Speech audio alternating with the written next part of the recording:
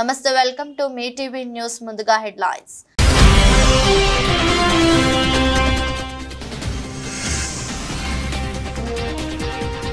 ఏపీలో red book రాజ్యాంగం అమలవుతుంది. ఢిల్లీ ధర్నాలో వైఎస్ జగన్.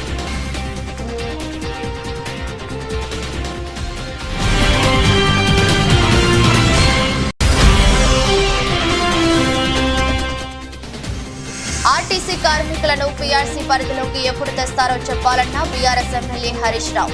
కార్మికుల యూనియన్ ఎప్పుడు పునరుద్ధరిస్తారని ప్రశ్న.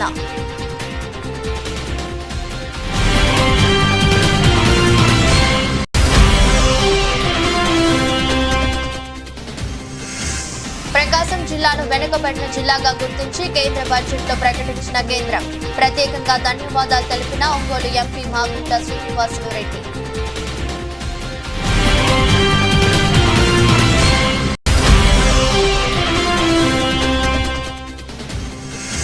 నిరుద్యోగుల సమస్య పైన వాయిదా తీర్మానం అనుమతించని స్పీకర్. అసెంబ్లీలో భారత రాష్ట్ర సమితి ఎమ్మెల్యేల ఆందోళన.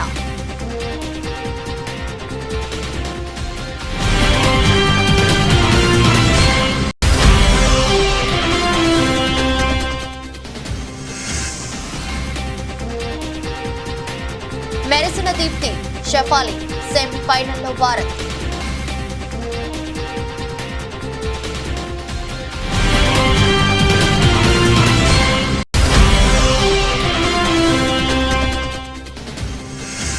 నష్టాల్లో కొనసాగుతున్న మార్కెట్లు. ప్రస్తుత 121 పాయింట్ల నష్టంతో 80,307 వద్ద కొనసాగుతున్న సెన్సెక్స్.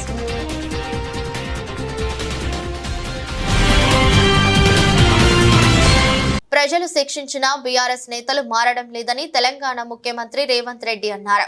బుధవారం తెలంగాణ అసెంబ్లీ సమావేశాలు ప్రారంభమయ్యాయి. అసెంబ్లీలో సీఎం గత ప్రభుత్వంపై విమర్శలు గుప్పించారు. దేవుడు మీకు మంచి బుద్ధి ప్రసాదించుగాక అని మాత్రమే ప్రార్థించగలమన్నారు. తెలంగాణపై కేంద్రం వివక్ష చూపిందని, ఇందుకు కేంద్ర మంత్రులు బండి సంజయ్, కిషన్ రెడ్డి క్షమాపణలు చెప్పాలని డిమాండ్ చేశారు. పంచాయతీలుగా మారిన తండాలకు రోడ్డు మార్గం లేదని, అన్ని తండాలకు మండల కేంద్రం నుంచి బీటీ రోడ్లు వేస్తామని తెలిపారు. తండాలకు విద్యుత్ సౌకర్యం కూడా కల్పిస్తామన్నారు. గత బీఆర్ఎస్ ప్రభుత్వం 7 లక్షల ఇళ్లకు తాగునీరు తవ్వలేదని ఆరోపించారు. తండాలకు 100% రోడ్లు వేయాలని నిర్ణయించామన్నారు. తండాలు గూడాల్లో అభివృద్ధి జరిగితేనే అసలైన అభివృద్ధి అన్నారు. ప్రజలు శిక్షించిన బీఆర్ఎస్ నేతలు మారలేదని విమర్శించారు. రాష్ట్రంలో ఉన్న గిరిజనుల నివాస ప్రాంతాలకు రవాణా సౌకర్యము, తాగునీటి సమస్య పరిష్కారము, పిల్లలు చదువుకోవడానికి పాఠశాలలు ఏర్పాటు చేసినప్పుడే నిజమైన తెలంగాణ రాష్ట్రం యొక్క ఉద్దేశము నెరవేరినట్టు. ఈ మధ్యకాలంలో నేను చాలా విషయాలు నా నియోజకవర్గంలో కూడా తమరికి తెలుసు, తమరి పక్కనే ఉంటుంది బొమ్మరాజపేట మండలం. దాదాపుగా 72 తండాలు ఉన్నాయి ఒక మండలంలో. చాలా తండాలకు రవాణా సౌకర్యం లేదు, కానీ అవి గ్రామ పంచాయతీలుగా మారినాయి. ఆ ఊర్లో పాఠశాల లేకపోయినా, ఆ ఊరికి రోడ్డు లేకపోయినా, కొన్ని తండాలలో కరెంటు లేకపోయినా మనం వాటిని గ్రామ పంచాయతీలుగా వాటికి హోదా ఇచ్చినాం. అందుకే ఈ ప్రభుత్వం నిశితంగా గమనించి ఈ తెలంగాణ రాష్ట్రంలో ఉన్న అన్ని తండాలలో గ్రామ పంచాయతీలుగా రూపాంతరం చెందిన, గతంలోనే గ్రామ పంచాయతీలుగా ఉన్న తండాలకు ఖచ్చితంగా తండాల నుంచి మండల కేంద్రానికి 100% బీటీ రోడ్డు వెయ్యాలి అని మా ప్రభుత్వం నిర్ణయం తీసుకున్నది. కానీ సొంత ఊరికి పోవాలంటే రోడ్డు ఉండడం లేదు. సైకిల్ మోటార్ల మీద పోయి గుంతలలో పడి కింద పడి భార్య పిల్లలతో పోతూ ప్రమాదానికి లోనై చనిపోతున్నారు. దీనికి కారణం మనం సరైన మౌలిక వసతులు ఏర్పాటు చేయకపోవడం. అందుకే రాష్ట్ర ప్రభుత్వం ప్రత్యేకమైన కార్యాచరణ తీసుకొని ఇప్పటి వరకు నిర్లక్ష్యానికి గురైన తండాలను, గూడాలను, మారుమూల ప్రాంతాలను అభివృద్ధి పదం వైపు నడిపించాలని ఈ ప్రభుత్వం భావిస్తుంది. ఏపీలో శాంతి భద్రతలు పూర్తిగా క్షీణించాయని వైసీపీ అధినేత వైఎస్ జగన్మోహన్ రెడ్డి ఆరోపించారు. ఏపీ ప్రభుత్వానికి వ్యతిరేకంగా ఢిల్లీలోని జంతర్ మంతర్లో దీక్ష చేపట్టిన జగన్ మీడియాతో మాట్లాడుతూ ఏపీలో శాంతి భద్రతలు పూర్తిగా క్షీణించాయని పేర్కొన్నారు. 45 రోజుల్లోనే 30కి పైగా హత్యలు జరిగాయని ఆరోపించారు. దాడుల భయంతో దాదాపు 300 మంది వలస వెళ్లిపోయారని తెలిపారు. ప్రైవేటు ఆస్తులను యథేచ్ఛగా ధ్వంసం చేస్తున్నారని మండిపడ్డారు. ఇప్పటికే 560 ప్రైవేటు వ్యక్తుల ఆస్తులు ధ్వంసమయ్యాయని ఆవేదన వ్యక్తం చేశారు. అసలు రాష్ట్రంలో ప్రజాస్వామ్యం ఉందా లేదా అని ప్రశ్నించారు. చంద్రబాబు కుమారుడు లోకేష్ రెడ్ బుక్ పట్టుకున్న ఫోటోలతో కూడిన హోర్డింగ్ లో రాష్ట్ర వ్యాప్తంగా ఏర్పాటు చేశారని తెలిపారు. ఇది ఎలాంటి సందేశాన్ని పంపుతోందని పేర్కొన్నారు. రాష్ట్రంలో రెడ్ బుక్ రాజ్యాంగం అమలవుతోందని విమర్శించారు. దాడులు చేస్తున్నా, చంపుతున్నా, ఆస్తులు ధ్వంసం చేస్తున్న వారిపై ఇప్పటి వరకు ఎలాంటి చర్యలు తీసుకోలేదని పేర్కొన్నారు. This country, in the capital of our country, we stand before and we question whether democracy is prevalent or not. In our state, the state of Andhra Pradesh, where the very word democracy means equitable justice. And today in the state of Andhra Pradesh, you have a scenario where equitable justice is denied, where democracy stands limping. That is the plight.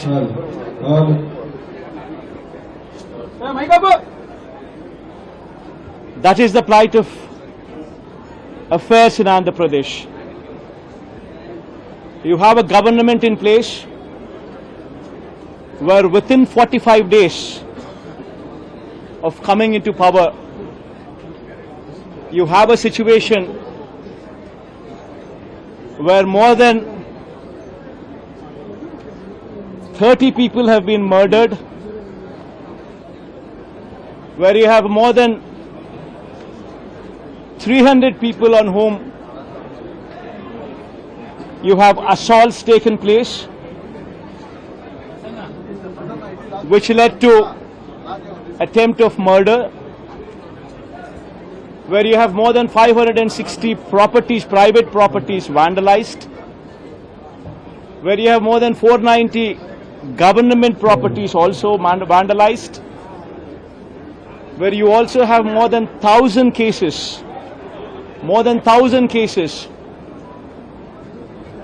where you have a situation of assaults taking place. AP శాసన మండలిలో మంత్రి లోకేష్ మాట్లాడుతూ ఎంతమంది పిల్లలు ఉన్నా తల్లికి వందనం ఇస్తాం. ఆ హామీకి మా ప్రభుత్వం కట్టుబడి ఉందని, అయితే విధి విధానాలకు అధ్యయనం చేయడానికి కొంత సమయం కావాలని మేము కోరడం జరిగింది. త్వరలో తల్లికి వందనం ఎంతమంది పిల్లలు ఉన్నా అందరికీ ఇస్తాం. ఇది మా లక్ష్యం. మీరన్నట్టు గతంలో 15,000 రూపాయలని, తర్వాత అది కాస్త నెక్స్ట్ ఇయర్ 14,000కి అయింది, తర్వాత 13,000కి అయింది. 1,000 రూపాయలు టీఎంఎఫ్ అన్నారు, ఇంకో 1,000 రూపాయలు ఎస్ఎంఎఫ్ అని అది డబ్బులు తీసుకుంటాం జరిగింది. అంతేకాకుండా ఎలిజిబిలిటీ క్రైటీరియా కూడా మార్చడం జరిగింది. అధ్యక్ష, గ్రామాలు వచ్చే గల 5,000 రూపాయలు నెలకు వస్తే ఆటోమేటిక్గా వాళ్ళు ఎలిజిబుల్ అనేది, 5,000 కన్నా తక్కువ వస్తే ఎలిజిబుల్ అన్నారు. అట్లా మళ్ళీ దాన్ని మార్చారు. భూమి కూడా అది కూడా మార్చారు. దాని తర్వాత ఎలక్ట్రిసిటీ కన్జంప్షన్ విషయంలో కూడా కొన్ని నుసుకలు జరిగినాయి. ఇంతేకాకుండా పాదయాత్రలో కూడా నేను అనేక మందిని కలిసినప్పుడు వాళ్ళు చాలా స్పష్టంగా, మేము ఇప్పుడు అప్పు చేసి ఒక 4 వీలర్ 4th హ్యాండ్ బండి కొన్నాం అంటే 30,000 రూపాయలు 40,000 రూపాయలు పెట్టి ఒక స్కార్పియో కొనుక్కున్నాం. ఇమీడియట్గా తీసుకున్న వెంటనే మా తెల్ల కార్డు పోయింది, దానివల్ల మాకు రావాల్సిన సంక్షేమ కార్యక్రమాలన్నీ పోయినాయని వాళ్ళు నాకు చెప్తాం కూడా జరిగింది. ఇది కూడా మేము డిస్కస్ చేస్తున్నాం.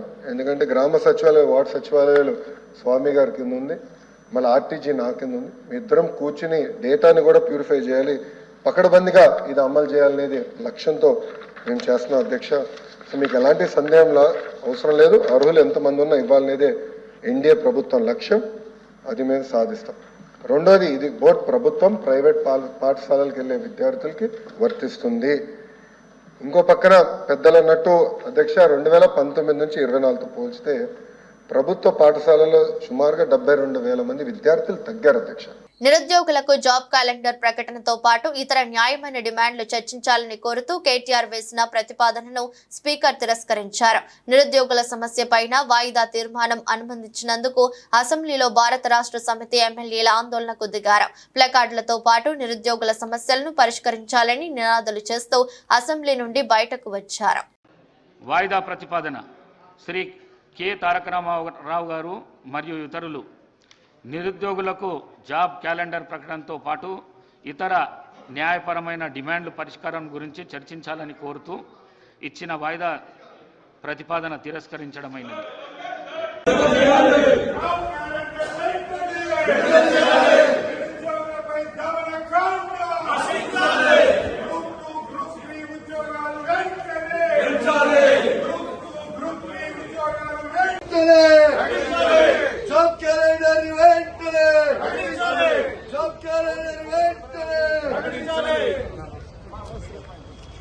ఆంధ్రప్రదేశ్ లో ప్రజాస్వామ్యం కూని అవుతున్నదని వైసీపీ అధినేత జగన్ అన్నారు. ఏపీ ప్రభుత్వ దమన నీతికి వ్యతిరేకంగా ఢిల్లీలోని జంతర్ మంతర్ లో పార్టీ ప్రజాప్రతినిధులతో కలిసి ధర్నా చేస్తున్నారు. ఆయనకు యూపీ మాజీ ముఖ్యమంత్రి అఖిలేష్ యాదవ్ మద్దతు పలికారు. దీక్షా శిబిరానికి వచ్చి సంఘీభావం ప్రకటించారు.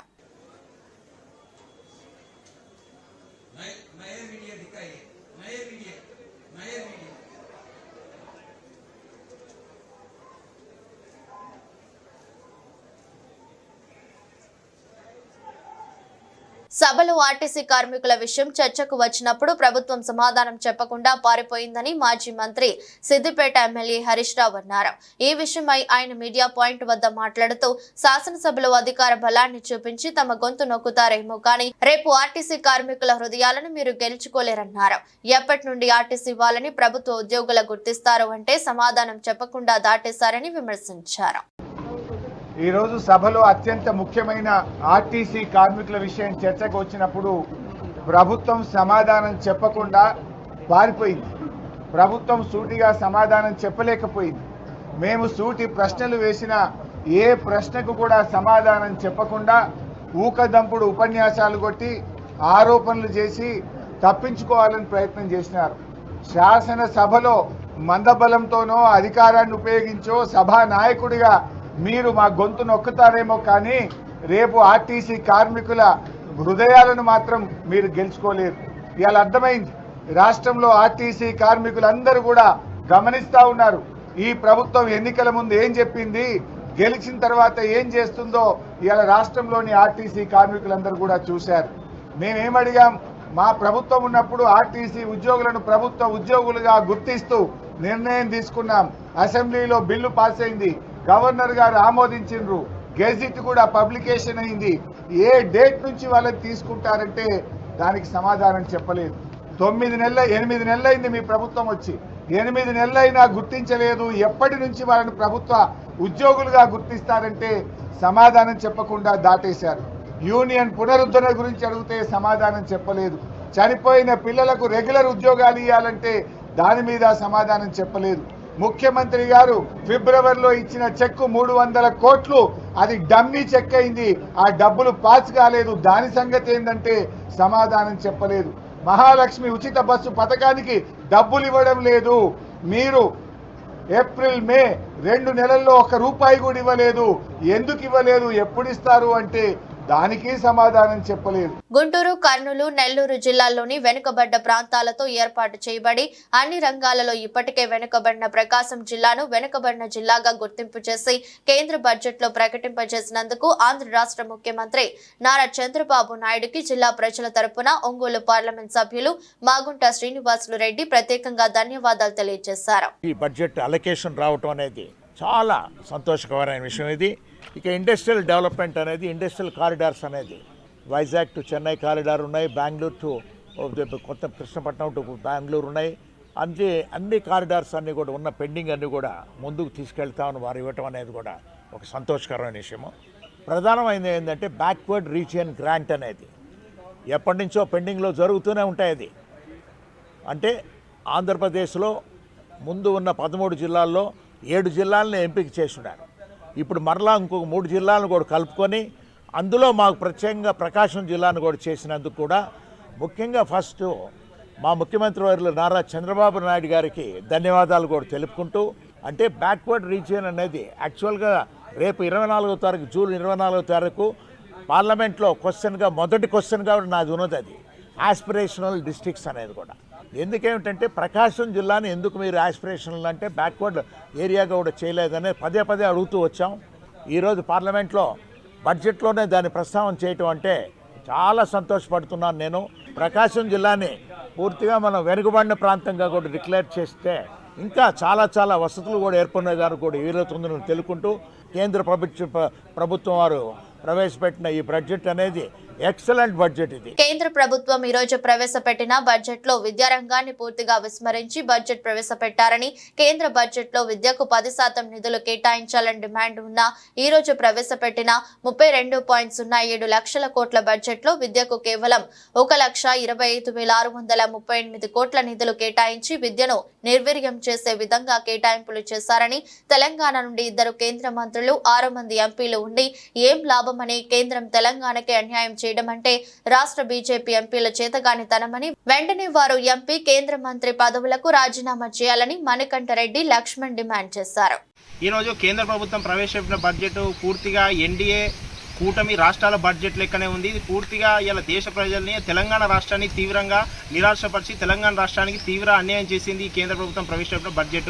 ఇలా కేంద్ర ప్రభుత్వం ఈరోజు బడ్జెట్ ప్రవేశపెడితే ఆ బడ్జెట్లో బీహార్, ఆంధ్రప్రదేశ్ రాష్ట్రాలకి ఎక్కువ ప్రాధాన్యత ఇచ్చారు తప్ప కానీ తెలంగాణ పట్ల ఒక్క కేటాయింపుల పట్ల కూడా ప్రధాని స్పందించకపోవడం, అదేవిధంగా విభజన కేటాయింపులకు సంబంధించి దాన్ని కూడా మంజూరు చేయకపోవడం సిగ్గుచేటు. ఇలా తెలంగాణ విభజన హామీ చట్టం ప్రకారం తెలంగాణకు జిల్లాకు నవోదయ పాఠశాల, కేంద్ర విశ్వవిద్యాలయం, IIIT, IIM లాంటి అనేక విద్యా సంస్థలు రావాలని విభజన చట్టం చెప్తా ఉన్నా ఇలా 3వసారి అధికారంకి వచ్చిన మోడీ ఈసారి బడ్జెట్ కేటాయింపులోనైనా ఈ విభజన హామీ చట్టాలు అమలు చేస్తారని భావిస్తే ఆంధ్రప్రదేశ్ సంబంధించి విభజన హామీ చట్టాలు అమలు కట్టుబడి ఉన్నామంటారు తప్ప కేంద్రం కానీ తెలంగాణ విభజన హామీ చట్టంపై ఊసే లేదు.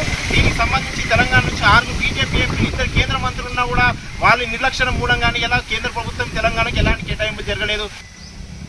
కేంద్రంలో ఉన్నటువంటి బీజేపీ ప్రభుత్వం 10 సంవత్సరాల కాలంలో విద్యారంగానికి 10% నిధులు కేటాయించకుండా కేవలం 2%, 3%, 4% నిధులు కేటాయించి దేశంలో ఉన్నటువంటి విద్యార్థులకు సంబంధించినటువంటి దేశంలోని విద్యారంగానికి తీవ్ర అన్యాయం చేసినటువంటి అంటే మోడీ 3వసారి అధికారంలో వచ్చిన తర్వాత కూడా ఈ విద్యారంగానికి అధిక నిధులు కేటాయిస్తారని ఆశిస్తున్న తరుణంలో కూడా పాత పద్ధతిలోనే విద్యారంగానికి నిధులు కేటాయించి భారతదేశంలో ఉన్నటువంటి విద్యార్థులకు, విద్యారంగానికి తీవ్ర అన్యాయం చేయడం జరిగింది. ప్రధానంగా తెలంగాణ రాష్ట్రానికి సంబంధించినటువంటి తెలంగాణ విభజన హామీ చట్టంలో ఉన్నటువంటి విద్యా సంస్థల గురించి ప్రస్తావన లేదు. అంటే తెలంగాణ రావాల్సిన హక్కుల గురించి, తెలంగాణ రావాల్సినటువంటి విద్యా సంస్థలు ఏదైతే గిరిజన యూనివర్సిటీ, అదేవిధంగా IIIT, మెడికల్ కళాశాల లాంటి విద్యా సంస్థలు నెలకొల్పాలని చెప్పేసి విభజన హామీ చట్టంలో స్పష్టంగా చెబుతున్నా కూడా 10 సంవత్సరాల తరుణం 10 సంవత్సరాలు పూర్తయిన ఇంతవరకు దానిపైన ప్రస్తావన లేదు. కోట్ల మందికి ఆరాధ్య దైవమైన చిలుకూరు బాలాజీ స్వామి పవిత్రతను దెబ్బతీయడానికి కుట్రలు జరుగుతున్నాయని బజరంగ్ దళ్ తెలంగాణ రాష్ట్ర కన్వీనర్ శివరాములు అన్నారు.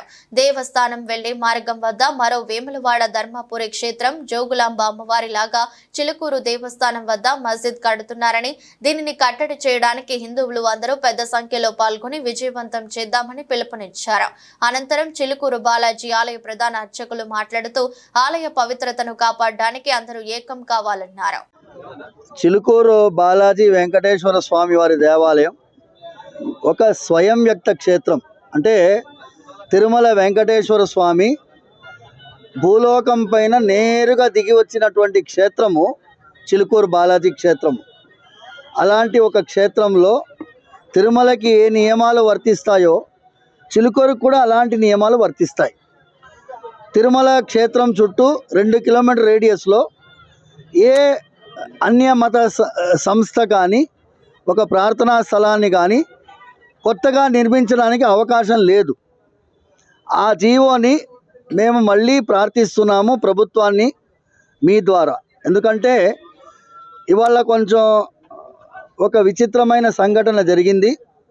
నూతనంగా ఒక మస్జిద్ నిర్మాణం చేయాలనేటటువంటి ప్రయత్నం ప్రారంభించినందువల్ల వాళ్ళు కూడా మా సోదరులే, వాళ్ళంటే మాకు అభిమానమే. కానీ ఈ దివ్యక్షేత్రముగా ఉండేటటువంటి చిలుకూరు బాలాజీ క్షేత్రానికి ఒక మతర సామరస్యానికి ప్రతీకగా ఉన్నటువంటి చిలుకూరు బాలాజీ క్షేత్రానికి ఇవాళ రోజు మత ఘర్షణలు రాకుండా అందరూ ఐకమత్యంగా జీవించేటట్టుగా ఆ మత పెద్దల్ని కూడా మేము ప్రార్థించేది. ఇక్కడ ఏమైనా కూడా కొత్తగా ఏ మసీదు నిర్మాణం ప్రయత్నం చేయవద్దని మీ ద్వారా ప్రభుత్వానికి అందరినీ ప్రార్థిస్తున్నాము. యథాతథంగా ఉండే విధంగా ఇంతకుముందు ఎలా ఉండిందో అలాగే ఉండే విధంగా ఈ ప్రస్తుత పరిస్థితిని కొనసాగించాలని మన పోలీస్ యంత్రాంగాన్ని, కలెక్టరేట్ ఆఫీస్ని, కలెక్టరేట్ గారిని ప్రార్థిస్తున్నాను. కలెక్టర్ పర్మిషన్ లేనిదే ఏ కొత్త నిర్మాణం, ఏ మత సంస్థ నిర్మాణం కూడా జరగడానికి వీల్లేదు. అలాంటిది కలెక్టర్ గారిని కూడా నేను జోక్యం చేసుకోవాలని ప్రార్థిస్తూ, ఏ ప్రయత్నమైనా ప్రారంభించి ఉంటే దాన్ని విరమించుకోవాలని మా సోదరుల్ని విన్నవిస్తున్నాను, ప్రార్థిస్తున్నాను, విజ్ఞాపిస్తున్నాను. సర్వే జన సుఖినో భవంతు, సమస్త సన్మంగళాన్ని. అధ్యక్ష అంటూ కోవూరు తొలి మహిళా ఎమ్మెల్యే వేమిరెడ్డి ప్రశాంత్ రెడ్డి అసెంబ్లీలో ప్రసంగించారు. కోవూరు ప్రజల తరపున తన గళాన్ని వినిపించారు. గత ప్రభుత్వ విధానాలను ఎండగడుతూ ల్యాండ్ టైటిలింగ్ యాక్ట్ పై ధ్వజమెత్తారు. బుధవారం అసెంబ్లీ సమావేశాల సందర్భంగా గత వైసీపీ ప్రభుత్వం తీసుకువచ్చిన ల్యాండ్ టైటిలింగ్ యాక్ట్ చట్టాన్ని రద్దు చేస్తూ రాష్ట్ర రెవెన్యూ, స్టాంపులు మరియు రిజిస్ట్రేషన్ శాఖ మంత్రి అనగాని సత్యప్రసాద్ ప్రతిపాదించిన బిల్లుపై జరిగిన చర్చలో ఆమె మాట్లాడారు. ప్రజలకు గుదిబండలా తయారైన చట్టాన్ని రద్దు చేస్తూ నిర్ణయం తీసుకోవడంపై ప్రభుత్వానికి ప్రత్యేక ధన్యవాదాలు తెలిపారు. అధ్యక్ష, సభలో మాట్లాడేందుకు అవకాశం ఇచ్చిన మీకు ముందుగా ధన్యవాదాలు. అధ్యక్ష, నాకు ఎమ్మెల్యేగా అవకాశం ఇచ్చిన ముఖ్యమంత్రి శ్రీ నారా చంద్రబాబు నాయుడు గారికి, నన్ను ఆశీర్వదించి అసెంబ్లీకి పంపిన కోవూరు నియోజకవర్గ ప్రజలకు కృతజ్ఞతలు తెలుపుతున్నాను. మొదటిసారిగా అసెంబ్లీలో ల్యాండ్ టైటిలింగ్ యాక్ట్ పై మాట్లాడే అవకాశం రావడం చాలా సంతోషం. వైసీపీ ప్రభుత్వం తీసుకొచ్చిన ల్యాండ్ టైటిలింగ్ యాక్ట్ అనేది భూ యజమానుల మెడకు ఉరితాడు లాంటిది. టైటిలింగ్ యాక్ట్ ప్రజల భూములు గుంజుకునేందుకు తెచ్చిన నల్ల చట్టం ల్యాండ్ టైటిలింగ్ చట్టం. ప్రజల భూములను రక్షించేది కాదు, భక్షించేదిగా ఉంది. అధ్యక్ష, దశాబ్దాలుగా తమకు జీవనాధారమై ప్రాణాతి ప్రాణంగా భావించే భూమి హక్కు భద్రతను గత పాలకులు పెను ముప్పు తేవడంతో రైతులు ఆందోళనతో అల్లాడిపోయారు. అదేవిధంగా అధ్యక్ష, ప్రజల పాసు పుస్తకాలపై ఇంకొకరు బొమ్మలేంటి? వారికి రైతులు కష్టపడి సంపాదించుకున్న పొలాలకు వారికి సంబంధం ఏంటి? గత పాలకుల స్వలాభం కోసం తీసుకొచ్చిన ఈ చట్టాన్ని ప్రజలపై రుద్దాలని చూశారు. నల్గొండ పలు దుకాణాల్లో బయటపడ్డ నిర్వాహకుల గరానా మోసాలకు పాల్పడుతున్నారు. ప్రజలకు బ్రాండెడ్ పేరుతో నాణ్యత లేని కరెంటు వైర్లను అమ్ముతున్న నిర్వాహకులపై కాపీరైట్స్ ముంబై అధికారులు నల్గొండ 1 టౌన్ పోలీస్ బృందంతో కలిసి కొరాడా చూపించారు. నల్గొండలో గల పలు ఎలక్ట్రికల్ షాపులు ఐపీ ఇన్వెస్టిగేషన్ ముంబై అధికారులు మరియు 1 town CI Emireddy Rajasekhar Reddy Nalgonda police బృందంతో కలిసి సోదాలు నిర్వహించారు. స్థానిక ప్రకాశం బజార్ లో గల హనుమాన్ ఎలక్ట్రికల్ షాప్ నిర్వాహకులు కొన్ని నెలలుగా గోల్డ్ మెడల్ కంపెనీ పేరు చెప్పి నాణ్యత లేని కరెంటు వైర్లు అమ్ముతున్నట్టు నమ్మదగిన సమాచారం బట్టి సోదాలు నిర్వహించారు. దాదాపు 22 లక్షల నకిలీ నాణ్యత లేని 16 వైర్ల బ్యాగులను స్వాధీనపరుచుకున్నారు. బీఆర్ఎస్ పార్టీ వర్కింగ్ ప్రెసిడెంట్ మాజీ మంత్రి కేటీఆర్ జన్మదినం సందర్భంగా మహబూబాబాద్ జిల్లా కేంద్రంలోని బీఆర్ఎస్ పార్టీ కార్యాలయంలో municipal chairman doctor Rammohan Reddy ఆధ్వర్యంలో అభిమానులు, భరాసా కార్యకర్తలు కేక్ కట్ చేసి మొక్కులు నాటి జన్మదిన వేడుకలను ఘనంగా నిర్వహించారు. జై కేటీఆర్, జై జై కేటీఆర్ అంటూ నినాదాలు చేశారు. రాష్ట్రానికి, పార్టీకి ఇలాంటి గొప్ప నాయకుడు సేవలు ఎప్పటికీ అవసరమేనని, కేటీఆర్ వెంటే పార్టీకి అండగా ఎప్పటికీ ఉంటామని కార్యకర్తలు స్పష్టం చేశారు. బీఆర్ఎస్ ఆఫీస్ మహబూబాబాద్ జిల్లా హెడ్ క్వార్టర్ ఆఫీస్లో రాష్ట్ర వ్యాప్తంగా వర్కింగ్ ప్రెసిడెంట్ కేటీఆర్ గారి బర్త్డేను బీఆర్ఎస్ సభ్యులందరూ ఎంతో ఆనందోత్సవంగా జరుపుకోవడం జరుగుతుంది. దాని సందర్భంగా ఈరోజు మేము మహబూబాబాద్ పట్టణంలో కూడా మున్సిపల్ చైర్మన్ గారు, పెద్దలు శ్రీనివాస్ రెడ్డి గారు, రామ్మోహన్ రెడ్డి గారు, యూత్ మురళి గారు, తెలుసు మిగతా కార్యకర్తలు అందరూ, నాయకులందరూ కూడా ఈరోజు పెద్ద ఎత్తున పాల్గొని వారి ఆయుర్వేద్యాలు బాగుండాలి, ఈ రాష్ట్రానికి మళ్ళీ పునర్వైభవం తీసుకొచ్చేందుకు కృషి చేస్తారని ఆశిస్తూ ఈ ప్రాంతంలో తెలంగాణ బీఆర్ఎస్ పార్టీకి ఉన్న బలము ఏ పార్టీకు లేదు, దేనికి భయపడాల్సిన అవసరం లేదు. దానికి ఉదాహరణగా ఎలక్షన్స్ తర్వాత ఒక్క కార్యకర్త కూడా మరి ఈరోజు కాంగ్రెస్ పార్టీలో జాయిన్ కాకుండా మేము అందరూ కూడా బీఆర్ఎస్ పార్టీకి అంకిత భావంతో పనిచేసే కార్యకర్తలు అందరూ ఉన్నారు. కాంగ్రెస్ పార్టీ ఎంత బలంగా ఉందంటే అదే ఇంతకుముందు మనం గవర్నమెంట్లో ఏ విధంగా ఉన్నామో అదే విధంగా ఈరోజు ఉత్సాహంగా జరుపుకోవడం జరిగింది. రాబోయే కాలంలో మనము బౌన్స్ బ్యాక్ అయ్యే విధంగా ఉన్నది కాబట్టి కేసీఆర్ గారు కూడా రేపటి నుంచి ఇంకా యాక్టివ్గా పాల్గొంటారు. ఎన్నో అభివృద్ధి కార్యక్రమాలు మనం ముందు తీసుకోవాల్సిన అవసరం ఉంది.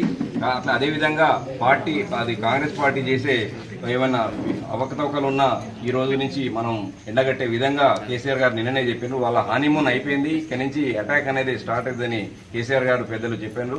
అదేవిధంగా కేటీఆర్ గారు ఎన్నో సందర్భాల్లో వారి యొక్క తప్పుల్ని ఎత్తి చూపుతూ ముందుకెళ్తున్నాం. కాబట్టి ఈ 4 ఏళ్లలో తప్పనిసరిగా మళ్ళీ మన పార్టీ పునర్వైభవాన్ని తీసుకుని వచ్చే విధంగా మన యొక్క యువ నాయకులు కేటీఆర్ గారు ఉంటారని తెలియజేసుకుంటూ ఇక్కడ మహబూబాద్ నియోజకవర్గంలో కూడా మేమంతా కలిసికట్టుగా ఉండి పార్టీకి అన్ని విధాల రేపు రాబోయే ఎలక్షన్స్లో కానివ్వండి, రాబోయే ఏ విధమైన పోరాటంలో కానీ వెనుకపోవని అందరం సంఘటితంగా ముందుకెళ్తామని తెలియజేసుకుంటూ ప్రతి ఒక్కరికి ఈ యొక్క శుభాకాంక్షలు తెలియజేస్తాం.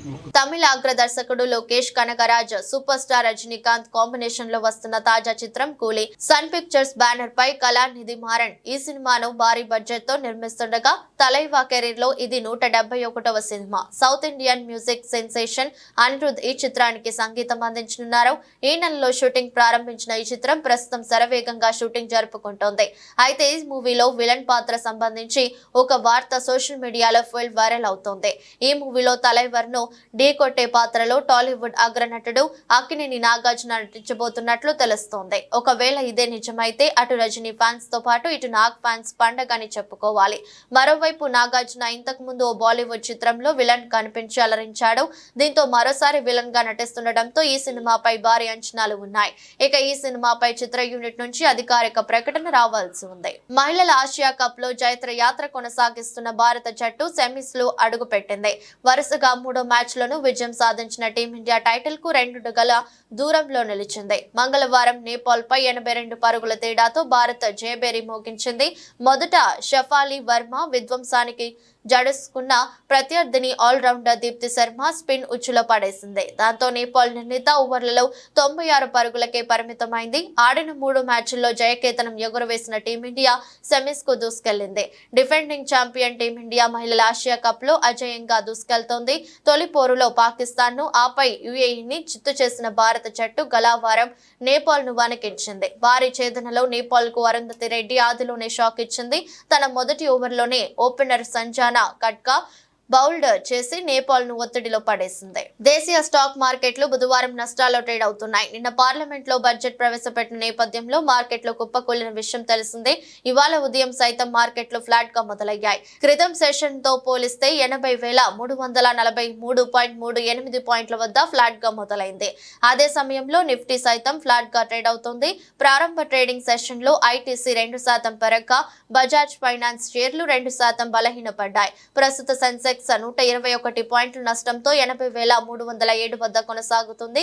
నిఫ్టీ 35.2 పాయింట్లు పతనమై 24,443.2 వద్ద ట్రేడ్ అవుతోంది. మార్కెట్లో HDFC Life, Tata Motors, Tech Mahindra, ITC, SBI Life Insurance లాభాల్లో కొనసాగుతుండగా Tata Consumer Product, Bajaj Finance, Nestle, HUL, Grasim నష్టాల్లో కొనసాగుతున్నాయి. వార్తలు ముగించే ముందు మరోసారి హెడ్లైన్స్.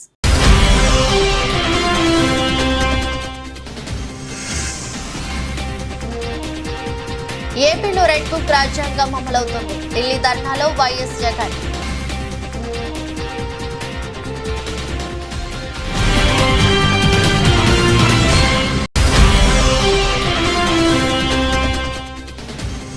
ఆర్టీసీ కార్మికులను పీఆర్సీ పరిధిలోకి ఎప్పుడు తెస్తారో చెప్పాలన్న బీఆర్ఎస్ ఎమ్మెల్యే హరీష్ రావు.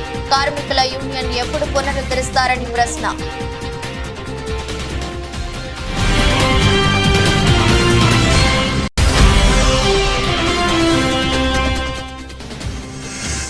ప్రకాశం జిల్లాను వెనుకబడిన జిల్లాగా గుర్తించి కేంద్ర బడ్జెట్లో ప్రకటించిన కేంద్రం. ప్రత్యేకంగా ధన్యవాదాలు తెలిపిన ఒంగోలు ఎంపీ మాగుంట శ్రీనివాసులు రెడ్డి.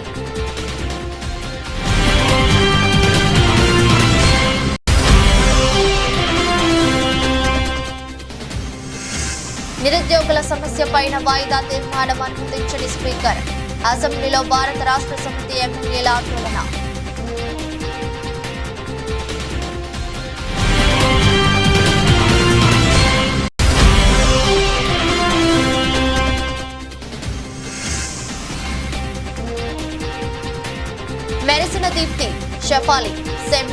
నవభారత్.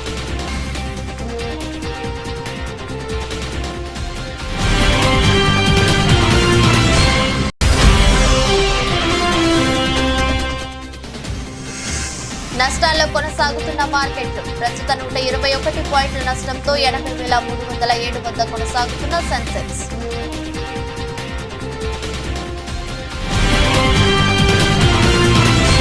ఇది రోజు బులెటిన్. మరో బులెటిన్లో మళ్ళీ కలుద్దాం. అంతవరకు సెలవు. నమస్కారం.